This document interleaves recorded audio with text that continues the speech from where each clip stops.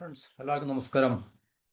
നമ്മൾ സ്ഥിരമായി പറഞ്ഞുകൊണ്ടിരിക്കുന്ന ഒരു വിഷയമാണ് ചൈന, ബംഗ്ലാദേശ്, പാകിസ്ഥാൻ ആക്സിസിനെ കുറിച്ച്.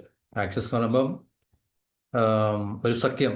അത് പ്രധാനമായിട്ട് അവരെ ലക്ഷ്യമിടുന്നത് ഇന്ത്യയാണ് എന്നുള്ളതിനെക്കുറിച്ച് നമ്മൾ കഴിഞ്ഞ വീഡിയോകളിലൊക്കെ തന്നെ പറയുകയുണ്ടായിട്ടുണ്ട്. അപ്പോൾ ഇന്ത്യയെ സംബന്ധിച്ച് നമ്മളുടെ രാജ്യസുരക്ഷയ്ക്ക് വളരെ ആശങ്ക ഉണ്ടാക്കുന്ന ചില ഡെവലപ്മെൻറ്റ്സ് അല്ലെങ്കിൽ മാറ്റങ്ങളാണ് ബംഗ്ലാദേശിൻ്റെ ഭാഗത്തു നിന്നും. പാകിസ്ഥാൻ ഓൾറെഡി നമുക്ക് ഓക്കെ, ഒരു എക്സിസ്റ്റിംഗ് ഹെഡേക്കാണ്. പക്ഷേ ബംഗ്ലാദേശ് ഷെയ്ഖ് ഹസീന അവിടുന്ന് ഭരണത്തിൽ മാറിയെന്ന് മാത്രമല്ല, കാരണം അവരിപ്പം രാജ്യത്തില്ലല്ലോ. ഒരു പൊളിറ്റിക്കൽ പാർട്ടിയായിട്ട് അല്ലെങ്കിൽ ശക്തമായിട്ടുള്ളൊരു പ്രതിപക്ഷം ആയിട്ടെങ്കിലും ഒരു പൊളിറ്റിക്കൽ പാർട്ടി എന്ന ഒരു നിലയിൽ പോലും ഷെയ്ഖ് ഹസീനയുടെ പാർട്ടിയോ ഒരു നേതൃത്വം അവിടെ ഇല്ലാത്തൊരു സാഹചര്യവും കൂടെ കണക്കിലെടുത്ത് ഇന്ത്യയെ സംബന്ധിച്ച് ഇന്ത്യക്ക് ബംഗ്ലാദേശിലുള്ള എല്ലാ സ്വാധീനവും അല്ലെങ്കിൽ നിയന്ത്രണവും നമുക്ക് നഷ്ടപ്പെട്ടു നിൽക്കുന്ന ഈ ഒരു അവസരത്തിൽ ബംഗ്ലാദേശ് ചൈനയായിട്ടും പാകിസ്ഥാനായിട്ടും കൂടുതൽ അടുക്കുകയും അത് ഒരു ഇന്ത്യ വിരുദ്ധ ചേരി അല്ലെങ്കിൽ ഇന്ത്യക്ക് ഒരു ആൻറ്റി ഇന്ത്യ ആക്സിസ് എന്നൊക്കെ നമുക്ക് പറയാൻ പറ്റുന്ന രീതിയിലേക്ക് കാര്യങ്ങളെ കൊണ്ടുപോയിക്കൊണ്ടിരിക്കുന്ന ഒരു കാഴ്ചയാണ് നമ്മളിപ്പോൾ കാണുന്നത്. അപ്പോൾ നമ്മൾ മുഹമ്മദ് യൂനുസ് എന്ന് പറഞ്ഞ അവിടുത്തെ ഭരണാധികാരി എന്ന് പറയുമ്പോൾ അവിടുത്തെ ചീഫ് ഇൻ്ററിം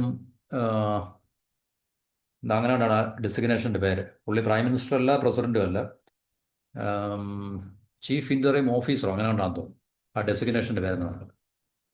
അപ്പോൾ ബംഗ്ലാദേശിൻ്റെ കോൺസ്റ്റിറ്റ്യൂഷൻ അനുസരിച്ച് ഇപ്പോൾ എല്ലായിടത്തെയും പോലെ തന്നെ ഒരു ഭരണം മാറിക്കഴിഞ്ഞാൽ തീർച്ചയായിട്ടും 6 മാസത്തിനുള്ളിൽ അവിടെ ഇലക്ഷൻ നടത്തി, ഡെമോക്രാറ്റിക് ആയിട്ടുള്ള ഇലക്ഷൻ നടത്തി പുതിയ ഭരണ സംവിധാനം, ഡെമോക്രാറ്റിക്കലി ഇലക്റ്റഡ് ഭരണ സംവിധാനം കൊണ്ടുവരണം എന്നൊക്കെ അവിടെ കോൺസ്റ്റിറ്റ്യൂഷനിലുണ്ട്. അപ്പോൾ ആർമിയും അവിടെ സൈന്യവും അല്ലെങ്കിൽ ആർമി ചീഫും മുഹമ്മദ് യൂനുസും തമ്മിൽ അത്ര ബന്ധങ്ങൾ ഊഷ്മളമല്ല എന്നൊക്കെയുള്ള വാർത്തകൾ നമ്മൾ കേട്ടുകൊണ്ടിരിക്കുകയാണ്. അപ്പോൾ മുഹമ്മദ് യൂനുസ് ഇന്ത്യയെ പ്രകോപിപ്പിക്കാൻ വേണ്ടി ചൈനയോടൊപ്പം നിന്ന് ചൈനയിൽ പോകുമ്പോഴും അല്ലെങ്കിൽ ബംഗ്ലാദേശിൽ നിന്നുകൊണ്ട് ഒത്തിരി പ്രസ്ഥാനങ്ങൾ ഇറക്കുകയും അല്ലെങ്കിൽ ഇന്ത്യക്ക് വിരുദ്ധമായിട്ടുള്ള ചില നയങ്ങളിൽ ഏർപ്പെടുകയൊക്കെ ചെയ്യുന്ന വാർത്തകൾ നമ്മൾ സ്ഥിരം കാണുകയും കേൾക്കുകയും ചെയ്യുന്നുണ്ട്. അപ്പോൾ അതിൻ്റെ ഭാഗമായിട്ടാണ് ഈ ചൈനയെ കൂട്ടുപിടിച്ച് ബംഗ്ലാദേശിലുള്ളൊരു എയർപോർട്ട്, അതായത് പഴയൊരു എയർപോർട്ടാണ്, ആ എയർപോർട്ട് ചൈനയെ കൊണ്ട് നവീകരിച്ചിട്ട് പിന്നെ അത് ഇന്ത്യയുടെ തന്ത്രപരമായിട്ടുള്ള താല്പര്യങ്ങളെ ഹനിക്കുന്ന രീതിയിലേക്ക് അതിനെ മാറ്റിയെടുക്കുക എന്നുള്ളൊരു തീരുമാനം അല്ലെങ്കിൽ അതിൻ്റെ ഒരു ഇനിഷ്യൽ പ്ലാന് ബംഗ്ലാദേശിൻ്റെ ഭാഗത്ത് ഉണ്ടായിട്ടുണ്ട്. അപ്പം നമുക്കറിയാം, ചൈനയെ സംബന്ധിച്ചാലും പാകിസ്ഥാനെ സംബന്ധിച്ചാലും ഇന്ത്യക്കെതിരെ അവർക്ക് കളിക്കാൻ കഴിയുന്ന ഏത് ചീട്ടും അവരത് സ്വീകാര്യമായി എടുക്കുകയും അവർ സ്വീകരിക്കുകയും ചെയ്യും. അതിപ്പോൾ ബംഗ്ലാദേശിൻ്റെ ഭാഗത്തുനിന്നെങ്കിൽ ബംഗ്ലാദേശിൻ്റെ ഭാഗത്തുനിന്ന്, പാകിസ്ഥാൻ്റെ ഭാഗത്തുനിന്നെങ്കിൽ പാകിസ്ഥാൻ്റെ ഭാഗത്തുനിന്ന്, പിന്നെ നേപ്പാളിൻ്റെ ഭാഗത്തുനിന്നാണെങ്കിൽ നേപ്പാളിൻ്റെ ഭാഗത്തുനിന്ന്, ഈവൻ ശ്രീലങ്കയുടെ ഭാഗത്തുനിന്നാണെങ്കിൽ ശ്രീലങ്കയുടെ ഭാഗത്തുനിന്നും ചൈന ഇന്ത്യക്കെതിരെ ഉപയോഗിക്കാൻ കഴിയുന്ന ഏത് ആയുധവും അല്ലെങ്കിൽ ഏത് ചീട്ടും രംഗത്തിറക്കുവാൻ വേണ്ടി സാധ്യമായിട്ടുള്ള ചീട്ടുകൾ തിരക്കി നടക്കുകയാണ് അല്ലെങ്കിൽ അന്വേഷിച്ച് നടക്കുന്ന ഒരു രാജ്യമാണ് ചൈന എന്ന് പറഞ്ഞാൽ, പാകിസ്ഥാൻ അത് തന്നെ. അപ്പോൾ അങ്ങനെ ഇരിക്കുമ്പോഴാണ് ബംഗ്ലാദേശ് അങ്ങോട്ട് വെച്ച് നീട്ടി കൊടുക്കുന്നത് പറഞ്ഞാൽ. അപ്പോൾ ഇന്ത്യക്കെതിരെ ചൈനയെ കൂട്ടുപിടിച്ച് പലതരത്തിലുള്ള നീക്കങ്ങൾക്ക് ഇനിഷ്യേറ്റീവ് എടുക്കുന്ന ഒരു സമയമാണെന്ന് പറഞ്ഞാൽ, ഇന്ത്യയുമായിട്ട് ഷെയ്ഖ് ഹസീനയുടെ സമയത്തുണ്ടായിരുന്ന ബംഗ്ലാദേശ് വളരെ ശക്തമായിട്ടുള്ള അല്ലെങ്കിൽ അടുത്ത സൗഹൃദം കാത്തു സൂക്ഷിച്ചൊരു ലീഡറായിരുന്നു അല്ലെങ്കിൽ പൊളിറ്റിക്കൽ ഫാക്ഷൻ ആയിരുന്നു ഷെയ്ഖ് ഹസീനയുടെ പാർട്ടി എന്നൊക്കെ പറയുന്നത്. അവർ നാട്ടിലുണ്ടായിരുന്നെങ്കിൽ തീർച്ചയായിട്ടും ശക്തമായിട്ടുള്ളൊരു എതിർപ്പെങ്കിലും പ്രകടിപ്പിക്കാത്ത രീതിയിൽ കാര്യങ്ങൾ സംഭവിക്കാമായിരുന്നു. പക്ഷേ ഇപ്പോൾ അവരവിടെ ഇല്ല, ഇന്ത്യയിലാണ് അവർ അഭയം പ്രാപിച്ചിരിക്കുന്നത്. അതുകൊണ്ട് അവരുടെ പാർട്ടിയും ഒരു നാഥനില്ല കളരി പോലെ അത്രയ്ക്ക് സ്ട്രോങ് അല്ല പഴയ പോലെ. അതുപോലെ തന്നെ അവരുടെ പാർട്ടിയൊക്കെ ബാൻ ചെയ്തെന്നു, ഇലക്ഷനിൽ മത്സരിക്കാൻ വേണ്ടി ബാൻ ചെയ്തെന്നു. അപ്പോൾ ഈ മുഹമ്മദ് യൂനുസ് പറഞ്ഞ ഭരണാധികാരി അല്ലെങ്കിൽ ഇപ്പോൾ അവിടെ നിലനിൽക്കുന്ന തലവൻ മതത്തെ കൂട്ടുപിടിച്ച് ചൈനയുമായിട്ട് കൂടുതൽ അടുക്കുന്ന ഒരു കാഴ്ചയാണ് നമ്മൾ കാണുന്നത്. ബംഗ്ലാദേശിലേക്ക് കൂടുതൽ ചൈനയുടെ ഇൻവെസ്റ്റ്മെൻറ്റ് കൊണ്ടുവരാനും ചൈനയുടെ മറ്റു തരത്തിലുള്ള, നമുക്കറിയാം ചൈന ഏത് രീതിയിൽ ഇൻവെസ്റ്റ് ചെയ്യും, എങ്ങനെ ഇൻവെസ്റ്റ് ചെയ്യുന്നൊക്കെയുള്ള കാര്യം നമ്മൾ മറ്റു പല രാജ്യങ്ങളുടെയും പാകിസ്ഥാൻ ഉൾപ്പെടെയുള്ള രാജ്യങ്ങളുടെ അവസ്ഥ കൊണ്ട് നമുക്ക് മനസ്സിലാക്കാൻ സാധിക്കും. ഈ രാജ്യങ്ങളെല്ലാം കടക്കണിൽ കൊണ്ട് ട്രാപ്പ് ചെയ്യുക എന്നുള്ളതാണ് ചൈനയുടെ തന്ത്രപ്രധാനമായിട്ടുള്ള അല്ലെങ്കിൽ ഏറ്റവും പ്രാഥമികമായിട്ടുള്ള ഒരു ലക്ഷ്യം എന്ന് പറഞ്ഞു കഴിഞ്ഞാൽ. അങ്ങനെയാണ്. അപ്പം ബംഗ്ലാദേശിൻ്റെ ആയാലും ശരി, പാകിസ്ഥാൻ്റെ ആയാലും ശരി, ഈ പ്രതിരോധ മേഖലയിലും ഒക്കെ തന്നെ ചൈന വൻതോതിലുള്ള അല്ലെങ്കിൽ ശക്തമായിട്ടുള്ള പിടിമുറുക്കി കഴിഞ്ഞു. കാരണം ഈ രണ്ട് രാജ്യങ്ങൾക്ക് ഏറ്റവും കൂടുതൽ ആയുധങ്ങൾ കൊടുക്കുന്ന ഒരു രാജ്യമായിട്ട് ചൈന മാറിയിട്ടുണ്ട്. നമുക്കറിയാം പാകിസ്ഥാൻ്റെ 80% ആയുധങ്ങൾ ചൈനയാണ് സപ്ലൈ ചെയ്യുന്നത്. അതുപോലെ ബംഗ്ലാദേശിനും അവർ ഏറ്റവും കൂടുതൽ ആയുധങ്ങൾ കൊടുക്കുന്നത്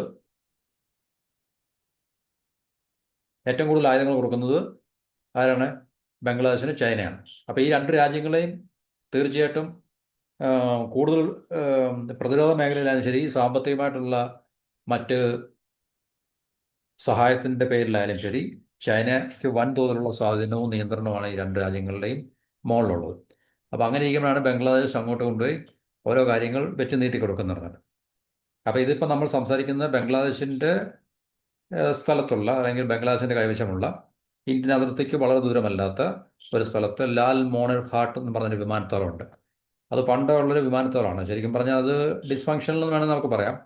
അതിനെ വീണ്ടും പുനരുജ്ജീവിപ്പിക്കാനാണ് ഈ പറഞ്ഞ മുഹമ്മദ് യൂനുസിന് ശ്രമം. അത് ചൈനയുടെ കൂട്ടുപിടിച്ചാണ് അവർ ചെയ്യാൻ ശ്രമിക്കുന്നത്.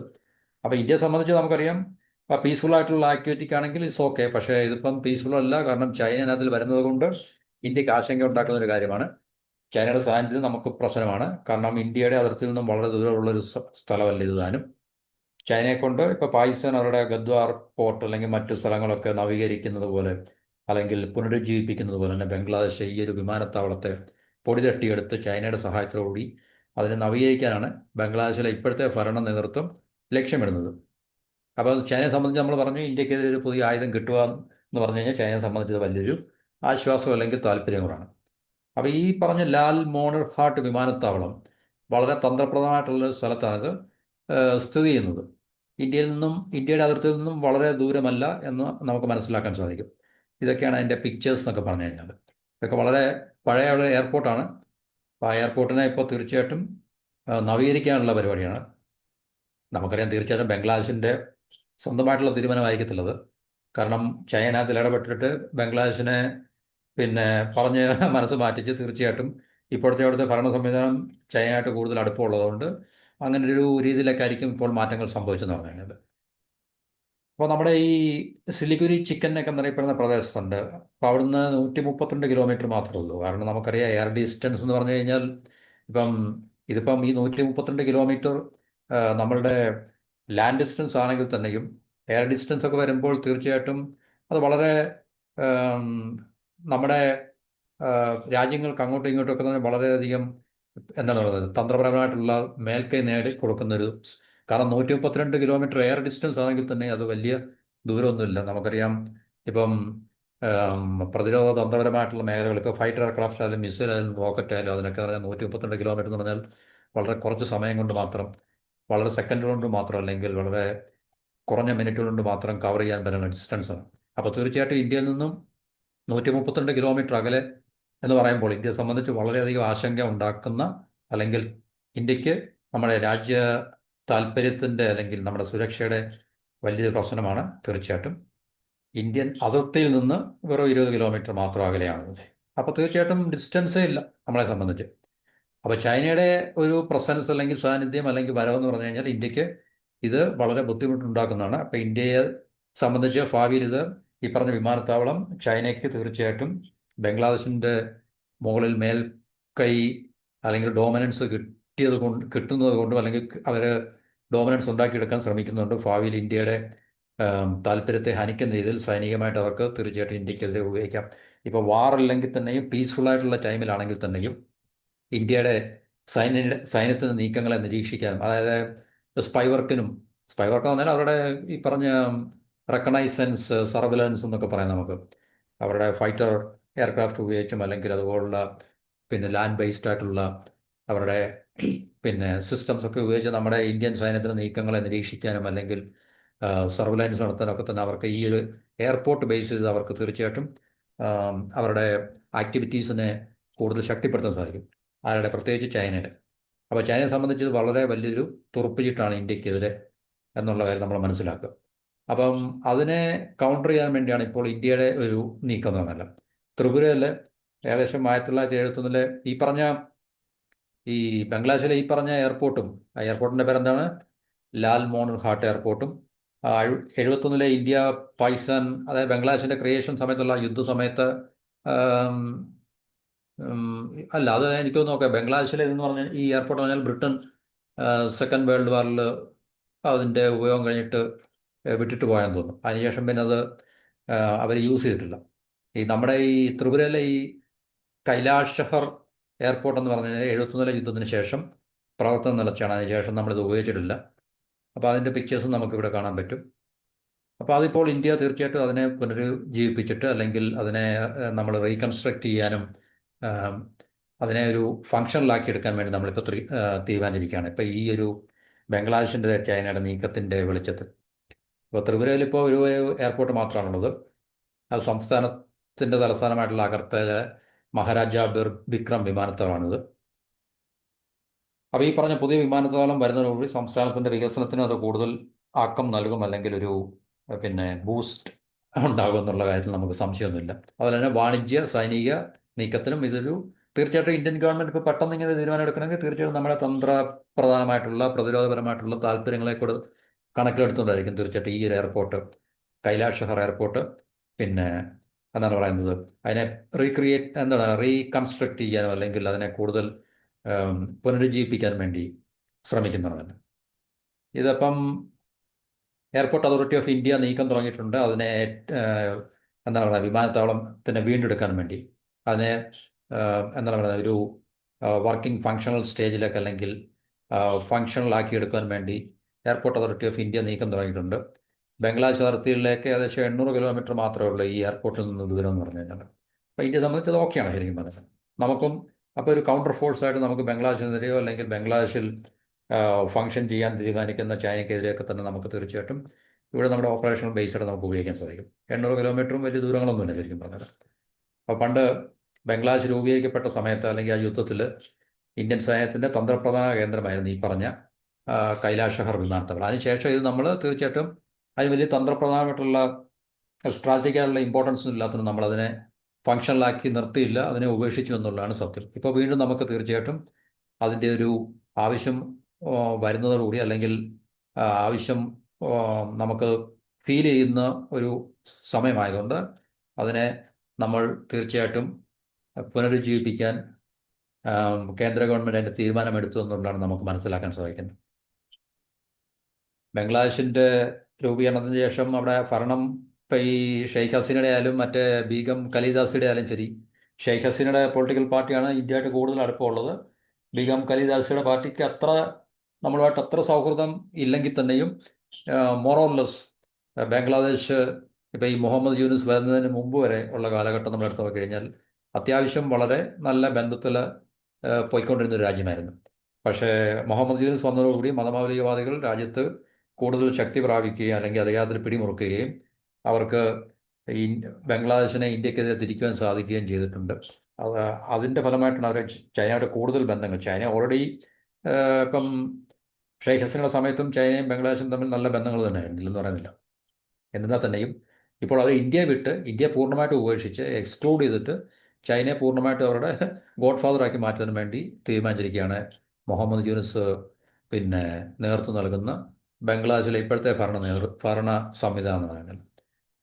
അപ്പോൾ ഇപ്പോൾ നമ്മുടെ ഈ ത്രിപുരയിലുള്ള ഈ കൈലാഷ് ഷഹർ വിമാനത്താവളത്തിന് 1000 മീറ്ററാണ് റൺവേ ഉള്ളത്.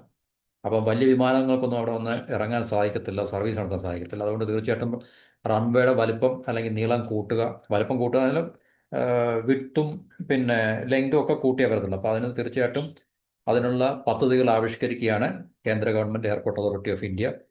അപ്പോൾ കേന്ദ്രം കൂടുതൽ ഇതിന് ഒരു സ്പീഡ് അല്ലെങ്കിൽ വേഗത കൂട്ടിയിട്ടുണ്ട്. കാരണം നമുക്കിത് സിവിലിയൻ യൂസിനേക്കാളിലും കൂടുതലായിട്ട് നമുക്കിത് മിലിറ്ററി പ്രതിരോധ തന്ത്രപ്രധാനമായിട്ടുള്ള ആവശ്യങ്ങൾക്ക് വേണ്ടിയാണ് നമുക്കിത് ഉപയോഗിക്കേണ്ടി വരുന്നത് ഭാവിയിൽ.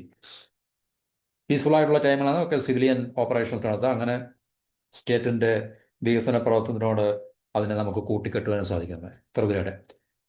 അപ്പോൾ ബംഗ്ലാദേശ് ഇതുപോലുള്ള പിന്നെ ചില എന്താണ് പറയുന്നത് യുക്തികരമല്ലാത്ത ചില നീക്കങ്ങൾ നടത്തുമ്പോൾ നമുക്ക് അവർക്ക് മറുപടി നൽകുവാൻ വേണ്ടി നമുക്ക് തീർച്ചയായിട്ടും പ്രതിരോധ മേഖലയുമായി ബന്ധപ്പെട്ട അല്ലെങ്കിൽ തന്ത്രപരമായിട്ടുള്ള മേഖലയുമായി ബന്ധപ്പെട്ട തീരുമാനങ്ങളോ അതുപോലെ നേരത്തെ പറഞ്ഞിട്ടുള്ള സാമ്പത്തികമായിട്ടുള്ള മേഖലയുമായിട്ട് ബന്ധപ്പെട്ട തീരുമാനങ്ങളൊക്കെ നമുക്ക് എടുത്തുകൊണ്ട് തീർച്ചയായിട്ടും ബംഗ്ലാദേശിൻ്റെ ഈ പറഞ്ഞ ചില നീക്കങ്ങളെ നമുക്ക്, ഇന്ത്യ വിരുദ്ധ നീക്കങ്ങളെ നമുക്ക് ചെറുക്കുവാനും പ്രതിരോധിക്കുവാനും നമുക്ക് സാധിക്കണം. അത് നമ്മൾ തീർച്ചയായിട്ടും ചെയ്തേ പറ്റത്തുള്ളൂ.